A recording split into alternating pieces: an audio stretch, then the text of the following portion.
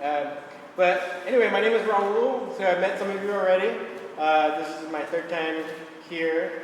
Thank you for having me. So I want to give you guys like a real brief introduction to what catch wrestling is. So that's actually the abbreviated name for it. It came from England, so the British have a lot of crazy names. A lot of crazy. Right, so the full name is Catch As Catch Can Wrestling. And so what that means is that there's other regional styles and like all around the world, but also in England, where you would actually have you have to start holding the person somehow. Like there's like back hold where you start hugging the guy like that, and then you try to get a takedown. But catch wrestling, you start not touching the person, so you're at a distance, and then you can grab either the leg or the body, the head, arm.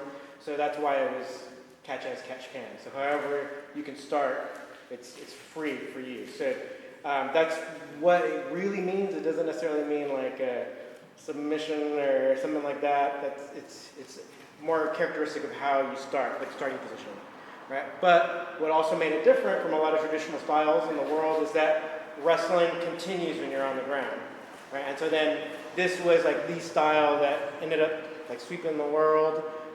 So this influence, or because of catch wrestling, we have Olympic freestyle wrestling.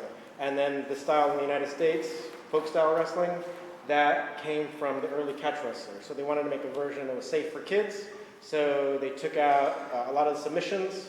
We added points. Traditionally, catch wrestling doesn't have any points.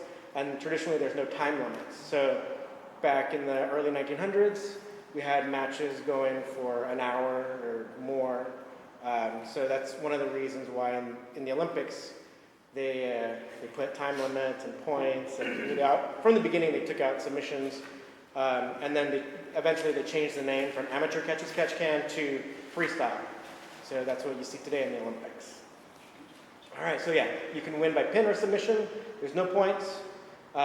Really no time limits, but in our modern matches, we have a 20-minute time limit. And they have all the fundamentals of wrestling. So you start standing, get that takedown.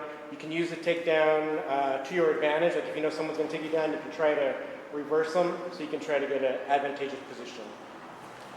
So this is also kind of considered a self-defense style. Because there's no points, you don't have to worry if someone's taking you down. Like, oh man, I'm giving up points. It's like, no, you're still in the match. You can still win. So in a way, it's kind of like that self-defense aspect. Like, who cares what's happening to you? You have to get out. You have to reverse the situation.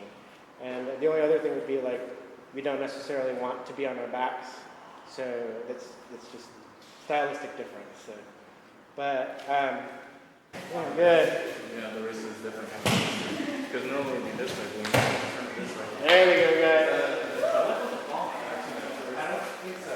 I thought they moved the wrist. Yeah, on the side. It allows you. Yeah, so you can use your feet to forward.